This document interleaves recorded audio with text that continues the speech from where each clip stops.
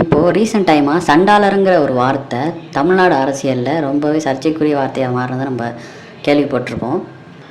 இந்த சண்டாளங்கிறங்கிற வார்த்தை குறிப்பிட்ட சாதியை சேர்ந்தவங்களை ரொம்பவே இழிவுபடுத்துகிற விதத்தில் இருக்கிறதா பல அரசியல் கட்சியை சார்ந்த நபர்கள் தெரிவிச்சிருந்தாங்க. இந்த நிலையில் பட்டியலினத்தோர் ஆணையம் அரசுக்கு ஒரு பரிந்துரையை கொடுத்துருக்கு. அது என்ன பரிந்துரைனா, இந்த குறிப்பிட்ட வார்த்தையை இனிமேல் நகைச்சுவையாகவோ அல்லது அரசியல் மேடைகள்லையோ இனிமேல் யாருமே பயன்படுத்தக்கூடாது அப்படின்னு சொல்லியிருக்காங்க.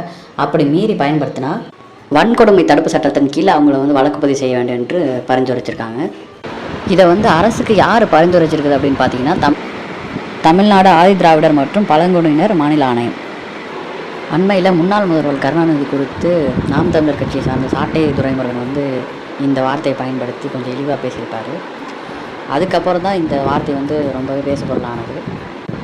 காவல்துறை அவர் மேலே வழக்கு பதிவு செஞ்சு அவரை கைதும் பண்ணியிருந்தாங்க.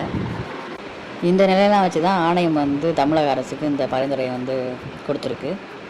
ஸோ இந்த மாதிரி விஷயங்கள்லாம் நீங்கள் உங்களோட பார்வையில் எப்படி பார்க்குறீங்க? அதை மறக்காமல் கமெண்ட் பாக்ஸில் தெரிவிங்க. அண்ட் மறக்காமல் நம்ம சேனலை சப்ஸ்கிரைப் பண்ணுங்கள்.